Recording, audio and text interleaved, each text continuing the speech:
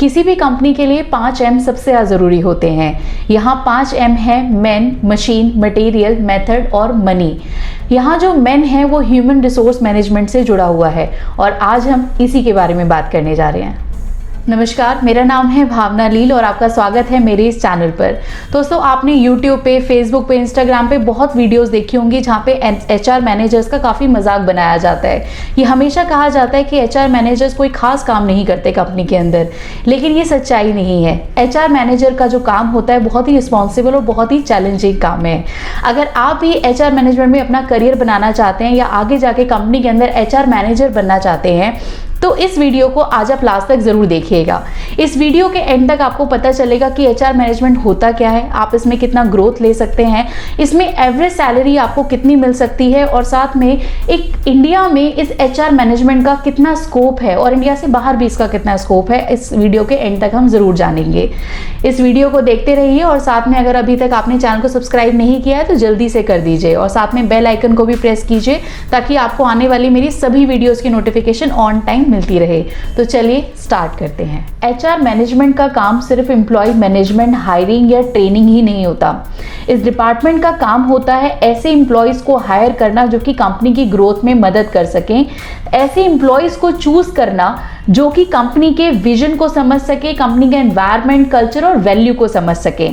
इनका जो main focus होता है इस तरह का एनवायरनमेंट क्रिएट करना होता है, इस तरह का वर्क स्पेस क्रिएट करना होता है कंपनी के अंदर जो कि स्ट्रेस फ्री हो, हेल्दी हो, सेफ हो, साथ में कॉम्पिटिटिव हो हमारे एम्प्लॉयज के लिए, जिससे कि हमारे एम्प्लॉयज और कंपनी की जो ग्रोथ है, इंडिविजुअल ग्रोथ है, वो दोनों की ग्रोथ हो सके। HR मैनेजर एक ऐसी पोस्ट है जो कि हर कंपनी के अंदर आपको मिलेगी। आपकी कंपनी टेक्नोलॉजी से जुड़ी हो, सॉफ्टवेयर बनाती हो, कोई प्रोडक्ट सेल करती हो, डिजिटल मार्केटिंग हो, एजुकेशनल कंपनी हो, कुछ भी, कोई भी कंपनी हो, उसके अंदर एक HR मैनेजर जरूर होता है। ये एक ऐसा करियर है जो कि कभी भी डाउन नहीं जा सकता, ये हमेशा अप होगा। ये बहुत ही रिवॉर्ड देने वाला करियर है, साथ में चैलेंजिंग और रिस्पॉन्सिबल भी है। आइए अब जानते हैं कि अगर ये करियर में आप जाना चाहते हैं तो आपको क्या क्या एजुकेशन इसके लिए लेनी पड़ेगी। अगर हम एजुकेशन रिक्वायरमेंट की बात करें HR से तो इंडिया में ज़्यादातर ये होता है कि HR स्पेशलाइजेशन हमें मास्टर्स में यानी कि पोस्ट ग्रेजुएशन प्रोग्राम में मिलती है, जैसे कि MBA में मिलती है। लेकिन अभी जैसे जैसे एजुकेशन पॉलिसी चेंज हो रही है, जैसे एजुकेशन में चेंजेस आ रहे हैं, उस तरीके से काफ़ी यूनिवर्सिटीज़ बैचलर डिग्री जैसे कि BBA भी HR स्ट्रीम में करवा रही है और काफ़ी ऑर्गेनाइजेशन डिप्लोमा भी प्रोवाइड करते हैं HR मैनेजमेंट के अंदर। अगर आपने अभी 10+2 पास किया है तो आप BBA कर सकते हैं HR स्ट्रीम में, या फिर आप कोई भी ग्रेजुएशन के साथ साथ में कोई भी डिप्लोमा या कोई भी सर्टिफिकेट कोर्स कर सकते हैं। ये कोर्स आप अपनी जॉब के साथ या अपने ग्रेजुएशन के साथ में स्टार्ट कर सकते हैं और इस कोर्स को करने के बाद में आप किसी भी कंपनी के अंदर इंटर्नशिप से स्टार्ट कर सकते हैं अपना करियर।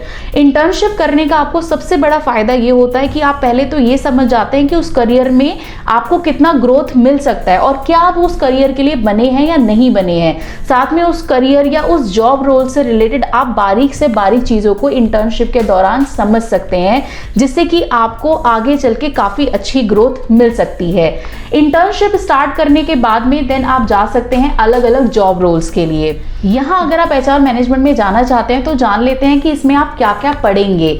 HR मैनेजमेंट में अगर हम बात करें तो आप सबसे पहले ह्यूमन रिसोर्स मैनेजमेंट तो पढ़ते ही हैं, बिजनेस कम्युनिकेशन आप इसके अंदर पढ़ते हैं, IT मैनेजमेंट आप इसके अंदर पढ़ते हैं, साथ में वेजेस और सैलरी एडमिनिस्ट्रेशन आप इसके अंदर पढ़ते हैं। फिनेंस मैनेजमेंट की भी इसमें थोड़ी समझ आपको होना जरूरी है, साथ में कॉर्पोरेट लॉ और लेबर लॉ की भी समझ होना जरूरी है। ये सब चीजें आपको डिप्लोमा, डिग्री या फिर पोस्ट ग्रेजुएशन प्रोग्राम में पढ़ाई जाती हैं। इसके साथ में ऑर्गेनाइजेशनल बिहेवियर हो गया आपका, या फिर इफेक्टिव जो HR ट्रेनिंग्स होती हैं वो कैसे दी जाती हैं, उसके बारे में भी इसमें आपको पढ़ाया जाता है। अब हम बात कर लेते हैं कि एक HR प्रोफेशनल के अंदर क्या क्या स्किल्स होनी चाहिए। अगर हम बात करें पहले की, तो अगर आपके अंदर पीपल स्किल या फिर सॉफ्ट स्किल्स हैं तो आप एक HR मैनेजर बन सकते थे, लेकिन अभी आपको थोड़ी बहुत टेक्नोलॉजी और डेटा की समझ होना बहुत ज़रूरी है। अगर हम अभी की बात करें तो कुछ टेक्निकल आपको स्किल्स लेना बहुत ज़रूरी है, कुछ टेक्निकल स्किल्स सीखना बहुत ज़रूरी होगा। जैसे कुछ HR सॉफ्टवेयर्स आजकल मार्केट में अवेलेबल हैं जो आप ऑनलाइन जाकर सीख सकते हैं। कई सारे जो यूनिवर्सिटीज़ हैं या कुछ ऑर्गेनाइजेशन एप्लीकेशंस हैं जो इस तरह के सॉफ्टवेयर्स को आपको सिखाती हैं। इसके साथ में आप जो टैलेंट मैनेजमेंट हो गया, या जैसे मैंने बताया कि कॉर्पोरेट लॉ और लेबर लॉ की आपको जानकारी होना बहुत ज़रूरी है। अगर हम कुछ सॉफ्ट स्किल्स की बात करें तो आपके अंदर प्लानिंग स्किल्स होना बहुत ज़रूरी है, कम्युनिकेशन स्किल्स तो डेफिनेटली बहुत ज़रूरी है ही, साथ में लिसनिंग स्किल्स होना बहुत ज़रूरी है। जब तक आप एम्प्लॉयज़ की बात नहीं सुनेंगे तब तक आप एम्प्लॉयज़ को लेकर कोई भी फैसला नहीं कर सकते। तो हमेशा आपके अंदर लिसनिंग स्किल्स होना बहुत ज़रूरी होगा। इसके अलावा आपके अंदर डिटेलिंग की नॉलेज होनी चाहिए, कॉन्फिडेंशियलिटी, टाइम मैनेजमेंट, इस तरह के कुछ सॉफ्ट स्किल्स आपके अंदर होने चाहिए। अगर हम बात करें मोस्ट डिमांडिंग करियर्स या मोस्ट रिवॉर्डिंग करियर की जो कि एचआर में आपको मिल सकते हैं, या जो एचआर में जॉब रोल्स आपको क्या मिल सकते हैं, तो वो ये सभी हैं। जैसे कि एचआर मैनेजर तो ऑब्वियसली है ही, आप एचआर कंसल्टेंट या एचआर एनालिस्ट के तौर पे काम कर सकते हैं।